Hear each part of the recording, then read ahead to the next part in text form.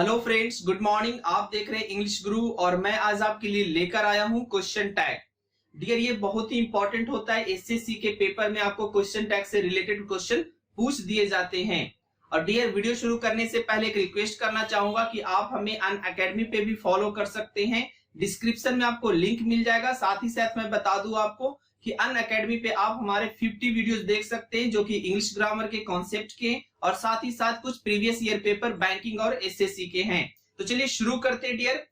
यहाँ पे मैंने आपके लिए क्वेश्चन टैग लेकर आया। तो यहाँ पे देखेंगे कि सबसे पहले क्वेश्चन टैग हमें जानना है कि what is question tag. Question tag आखिर होता क्या है। तो डियर, सबसे पहले आप जान ले यहाँ पे कि क्वेश्चन टैग होता है short addition to a sentence. किसी सेंटेंस में एक छोटा सा हम ऐड करते, कोई पार्ट ऐड करते हैं जो कि सिर्फ आपको ये बताता है कि सेंटेंस जो बोला जा रहा है क्या वह सही है या नहीं सही है। कहने का मतलब हुआ कि आप कोई सेंटेंस बोलते हैं और then after, it means just after the question, आप उससे पूछते हैं हाँ या ना। It means confirmation of the sentence. जो सेंटेंस दिया गया है उसको आप कंफर्म करते हो वो चीज बोल करके, जिसे हम क्वेश्चन टैग कहते हैं।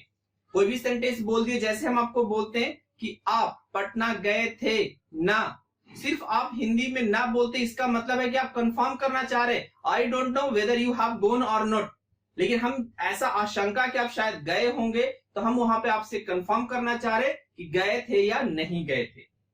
वेदर आई नो हो सकता है कि हम जानते भी हो, लेकिन फिर भी हम कंफर्म करना चाह रहे कि आप पटना गए थे या नहीं गए थे।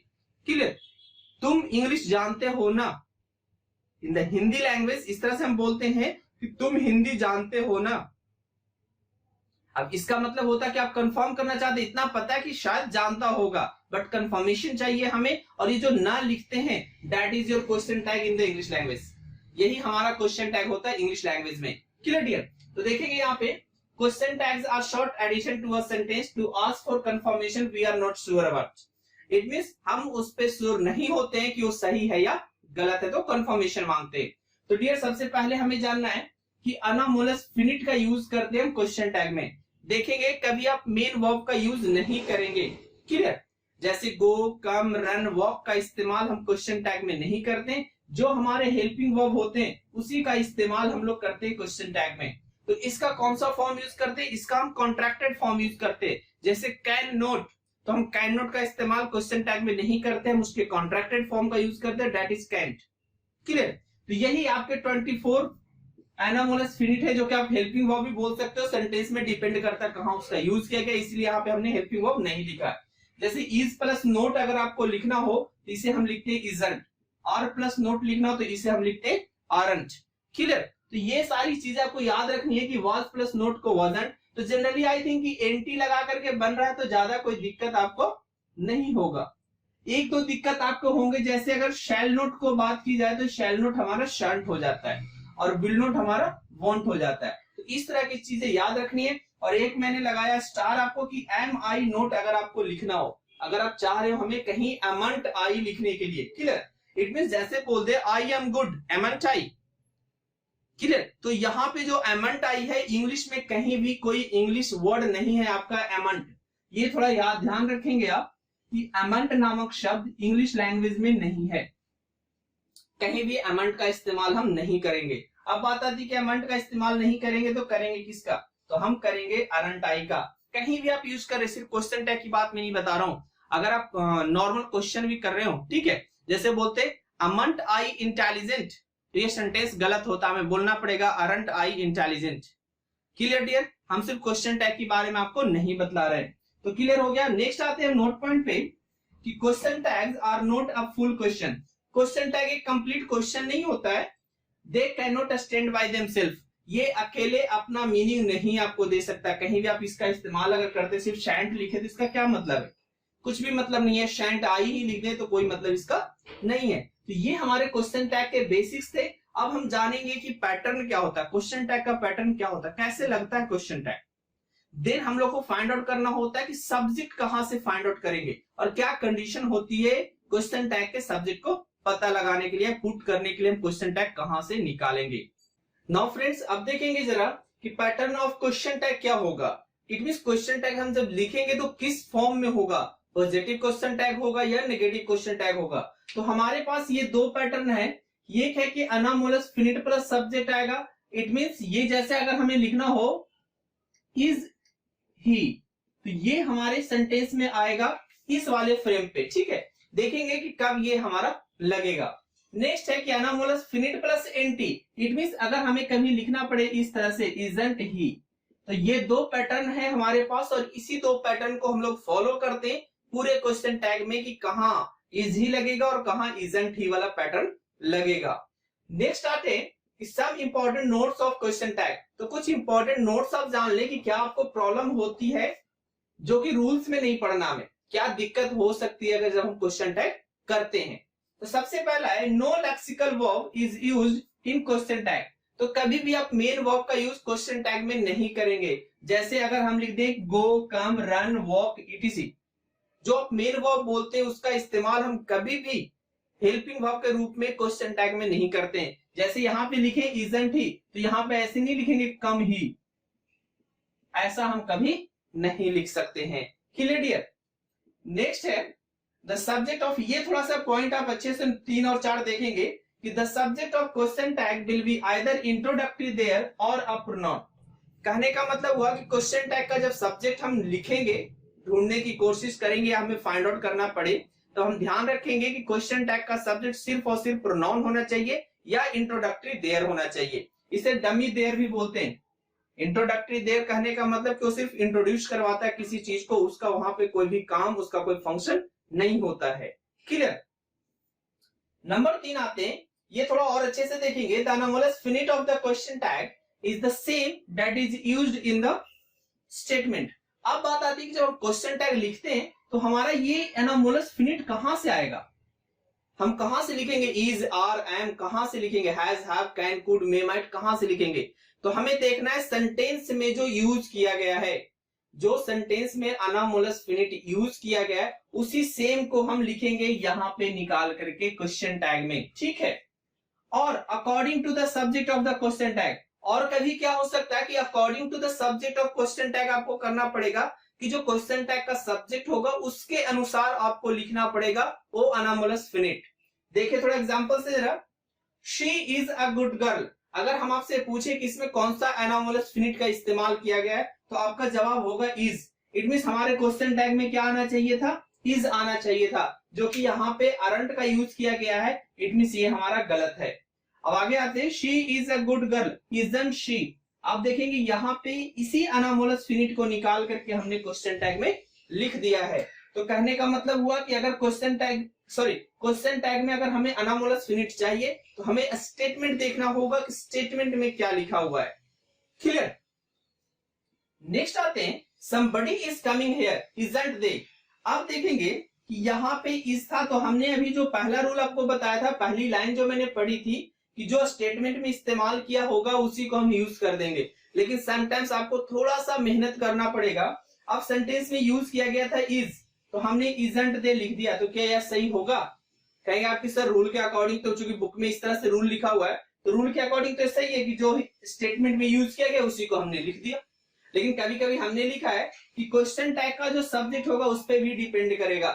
इट मींस रहेगा इसी का फॉर्म, जो यहाँ पे स्टेटमेंट में यूज किया गया है उसी का हम फॉर्म लिखते हैं, लेकिन डिपेंड करता है सब्जेक्ट ऑफ क्वेश्चन टैग पे।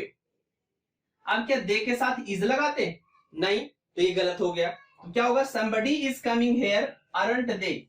अब आप बोलेंगे कि सर ये दे कहां से आ गया, तो ये सारी चीज हम लोग सीखेंगे कि how to find out the subject of question tag. Question tag का सब्जेक्ट हम कैसे पता करेंगे, इसमें हम लोग सीखेंगे। क्लियर। तो अब समझ में आ गया कि दो तरह से हमें अनोमलस फिनिट निकालना होगा। एक तो निकालना होगा कि स्टेटमेंट में जो है जो कहते हैं उसको निकाल के रख दिए। लेकिन कभी क्या होता है कि यहाँ पे सेंटेंस ऑफ द सब्जेक्ट कुछ और है, लेकिन यहाँ पे हमने कुछ और इस्तेमाल किया है, तो इसी के अकॉर्डिंग इससे रिलेटेड हेल्पिंग वर्ब का इस्तेमाल हमें करना पड़ेगा। डियर, अब देखेंगे rules to use question tag. अब हमें ये जानना है कि आखिर क्वेश्चन टैग का नियम क्या होता है, किस तरीके से हम क्वेश्चन टैग का इस्तेमाल करते हैं। तो डियर, सबसे पहले हमने लिखा है कि a positive statement takes a negative question tag and a negative statement takes a positive question tag. ये आई थिंक कि सबको पता होगा कि अगर सेंटेंस पॉजिटिव है तो हम उसके साथ नेगेटिव क्वेश्चन टैग लगाते हैं, और अगर सेंटेंस हमारा नेगेटिव है तो उसके साथ हम पॉजिटिव क्वेश्चन टैग लगाते हैं। आई थिंक ये सभी चीजें, बेसिक चीजें ये है, ये सबको पता है। क्लियर? तो आते हैं जैसे एग्जांपल्स पे कि यू आर रीडिंग हिस्ट्री। आप देखेंगे कि देखने में सेंटेंस हमारा पॉजिटिव है तो इसके साथ हमने क्वेश्चन टैग क्या लगा दिया? aren't you, जो कि क्वेश्चन टैग नेगेटिव है। Clear? she has not done this work, she has not done this work, has she। अब देखें कि सेंटेंस में हमारा नोट लगा हुआ है तो हमने वहां पे पॉजिटिव क्वेश्चन टैग का इस्तेमाल कर दिया। क्लियर?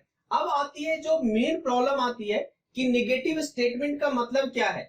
अगर हम कोई नेगेटिव सेंटेंस बोलते हैं तो इसका मतलब क्या होता है? जनरली हम लोग जानते हैं कि उसमें नोट लगा होगा या नो लगा होगा।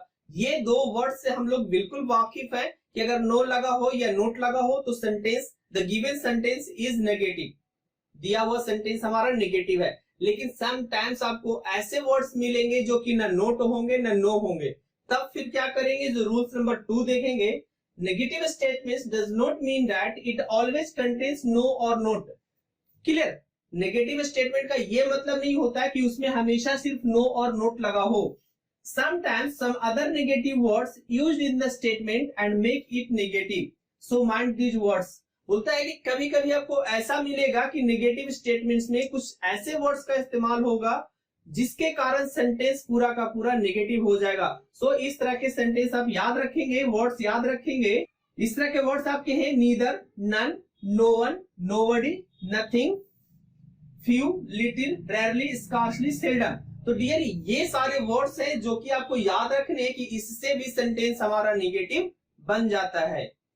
क्लियर? सिर्फ नो नोट माइंड में नहीं रखना है, इस सब वर्ड्स को भी आपको ध्यान में रखना है। जैसे में लिखा है शी हैज लिटिल मिल्क। अब सेंटेंस देखने से कहीं भी हमें नहीं लग रहा है कि ये नेगेटिव सेंटेंस है, बट ड्यू टू लिटिल ये सेंटेंस हमारा नेगेटिव है, इसलिए इसके साथ कैसा क्वेश्चन टैग आएगा? पॉजिटिव क्वेश्चन टैग आएगा, has she. Nobody has done this। आप देखेंगे कि इसमें भी कहीं नोट नहीं लगा हुआ है। Still the sentence is negative meaning, और यहाँ पे है half day। Clear? A barking dog seldom bites। देखने में सेंटेंस कहीं नहीं लग रहा कि हमारा नेगेटिव है, बट द नेगेटिव सेल्डम के कारण और इसके साथ पॉजिटिव क्वेश्चन टैग। अब डज ही या डज इट का क्वेश्चन टैग का इस्तेमाल कर सकते हैं। क्लियर? Nothing is perfect. आप देखेंगे ये भी सेंटेंस में कहीं से नेगेटिव नहीं लग रहा है, लेकिन इसके साथ हमने पॉजिटिव क्वेश्चन टैग इसलिए लगाया क्योंकि नथिंग है और नथिंग के कारण गिवन सेंटेंस हमारा नेगेटिव है। क्लियर? नेक्स्ट है फ्यू पीपल विल कम।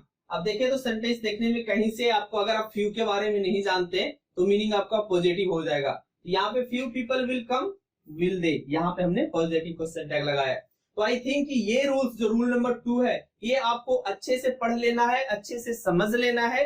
ये हमारा रूल नंबर 2 क्या कहता है कि नेगेटिव स्टेटमेंट का मतलब सिर्फ नो और नोट होना नहीं होता है।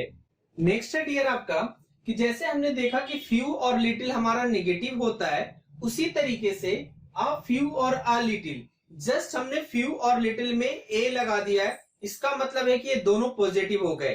क्लियर? अगर फ्यू यूज है तो उसका मतलब नेगेटिव है, और आ फ्यू यूज है उसका मतलब है कि ये सेंटेंस हमारे पॉजिटिव होंगे। तो अगर आ फ्यू और आ लिटिल का इस्तेमाल किया गया तो इसके साथ हम नेगेटिव क्वेश्चन टैग का इस्तेमाल करेंगे। जैसे he has a little money, तो यहाँ पे जो यूज किया गया है अ लिटिल, यहाँ पे हम इस्तेमाल करेंगे हैजंट ही, क्योंकि ये सेंटेंस हमारा पॉजिटिव हो गया है। लेकिन जैसे अगर ए को यहाँ से रिमूव कर दिया जाए तो हम यहाँ पे नेगेटिव से हो जाएगा सेंटेंस हमारा पॉजिटिव, सॉरी इधर नेगेटिव हो जाएगा और इधर हमारा पॉजिटिव क्वेश्चन टैग आ जाएगा। क्लियर? नेक्स्ट है विल यू और वांट यू। देखेंगे डियर ये दो क्वेश्चन टैग आपको याद रखना है कि अगर हमें इंपेरेटिव सेंटेंस मिल जाए जिससे रिक्वेस्ट या कमांड का बोध हो रहा हो, कोई भी इंपेरेटिव हो जिसका मीनिंग आपका रिक्वेस्ट या कमांड हो, तो क्वेश्चन टैग के रूप में आप विल यू या वांट यू का इस्तेमाल करेंगे और किसी चीज का इस्तेमाल नहीं कर सकते हैं। अब आएगी क्वेश्चन आपका कि सर यहाँ पे यू ही क्यों, दे क्यों नहीं लगा सकते, ही क्यों नहीं लगा सकते? तो डियर अगर आपने इंपेरेटिव सेंटेंस अच्छे से पढ़ा है तो इंपेरेटिव सेंटेंस में कहता है कि इंपेरेटिव सेंटेंस का एक सब्जेक्ट होता है जो कि हिडन रहता है। जैसे बोलते हैं गो देयर, तो हम किसको बोलते हैं? यू को बोलते हैं, you go there. It means कहने का मतलब हुआ कि इंपेरेटिव सेंटेंस का सब्जेक्ट हमेशा यू होता है जो कि हिडन रहता है, लेकिन जब हम क्वेश्चन टैग में आते हैं तो उस हिडन सब्जेक्ट को हम दिखलाते हैं। क्लियर? अब आते हैं कि इसका पैटर्न क्या होगा। तो बोल रहा है कि अगर नेगेटिव को रिक्वेस्ट या कमांड हमको मिल जाए तो दो तरह के मिलेंगे, एक पॉजिटिव मिलेंगे और एक हमारा नेगेटिव मिलेंगे। तो पहला है कि अगर नेगेटिव रिक्वेस्ट या कमांड आपको मिल जा रहा है तो सिर्फ और सिर्फ आपको वैल्यू का इस्तेमाल करना है। अगर हमारा रिक्वेस्ट या कमांड नेगेटिव हो तो हम वैल्यू का इस्तेमाल करेंगे। लेकिन बोल रहा है कि अगर पॉजिटिव रिक्वेस्ट या कमांड हो तो आप दोनों का इस्तेमाल कर सकते हैं, वैल्यू का भी और वांट यू का भी। क्लियर? जैसे डोंट गो देयर, तो डोंट गो देयर ये नेगेटिव है तो इसके साथ सिर्फ और सिर्फ पॉजिटिव क्वेश्चन टैग आएगा। क्लियर? लेकिन आते हैं कम हियर एट वंस, आप देखिए कि सेंटेंस हमारा पॉजिटिव है तो इसके साथ वैल्यू भी इस्तेमाल करेंगे और वांट यू भी इस्तेमाल करेंगे। क्लियर?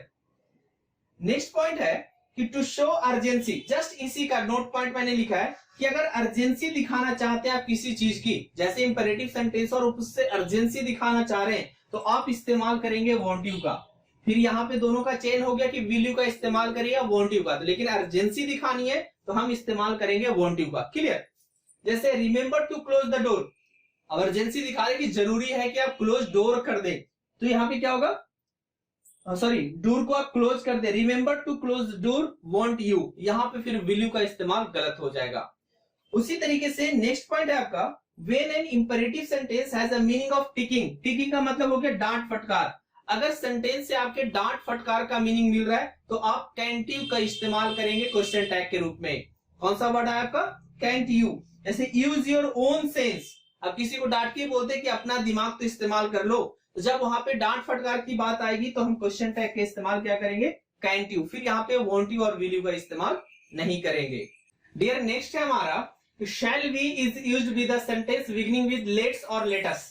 अगर आपका सेंटेंस लेट से शुरू हो या लेट अस से शुरू हो, दोनों सेम ही है, इसका बस एक कॉन्ट्रैक्टेड फॉर्म है लेटस का। क्लियर?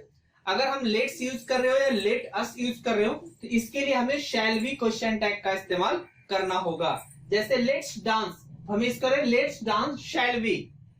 क्लियर? नेक्स्ट है let's go there today, let's go there today shall we.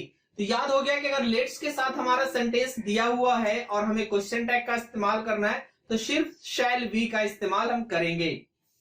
Next है what will you question tag is used with, अगर लेट के बाद क्या हो कि अस नहीं हो, जो यहाँ पे अस दिया हुआ था या ये लिखा हुआ था ये ना हो करके आपका हिम हर देम या Ram, it means third person का इस्तेमाल किया हो। यहाँ पे फर्स्ट पर्सन है और वहां पे थर्ड पर्सन है। तो डियर जब हम लेट के साथ फर्स्ट पर्सन का इस्तेमाल करते हैं वी के साथ तो इसका मतलब होता है किसी को सजेस्ट करना। तब यहाँ पे हम लोग सजेस्ट के लिए शैल वी का इस्तेमाल किए, लेकिन लेट हिम लेट हर का इस्तेमाल करते हैं तो इसका मतलब होता है आप किसी को कह रहे हैं कि उसे कुछ करने दिया जाए। क्लियर? तो यहाँ पे हम लोग इस्तेमाल करेंगे क्वेश्चन टैग विल यू का। क्लियर? जैसे let him go will you, it means यहाँ पे एक तरीके से आप बोले कि परमिशन की बात होती है, उसे जाने दो, इट मींस उसे जाने के लिए परमिट किया जाए। Clear? Let Radha come in, तो let Radha come in will you. Clear dear? तो आई थिंक कि मैंने सोचा था कि पूरा ये क्वेश्चन टैग खत्म कर दूंगा इस वीडियो में, लेकिन वीडियो थोड़ा लंबा हो गया, इसलिए मैं नेक्स्ट पार्ट में आपको जो मेन क्वेश्चन टैग का चीज है कि हम क्वेश्चन टैग में सब्जेक्ट का इस्तेमाल कैसे करते हैं, कहां से हम लोग सब्जेक्ट फाइंड आउट करते हैं, इन द नेक्स्ट वीडियो हम लोग देखेंगे। चूंकि ये वीडियो ज्यादा लंबा हो गया इसलिए हम इसे ड्रॉप कर रहे हैं। तो डियर वीडियो पसंद आए तो वीडियो को लाइक कीजिएगा, शेयर कीजिएगा, और अगर आप पहली बार हमारे चैनल को विजिट कर रहे हैं तो प्लीज सब्सक्राइब करना ना भूलें, ताकि आपको इन फ्यूचर जो भी हम वीडियो डालें उसके नोटिफिकेशन आपके पास पहुंच जाए और जल्दी से जल्दी पहुंच जाए। इसके लिए आप बेल आइकन को भी प्रेस करना ना भूलेंगे। तो आई होप ये वीडियो पसंद आया होगा। तो मिलते हैं हम लोग अगले वीडियो में, तब तक के लिए जय हिंद जय भारत।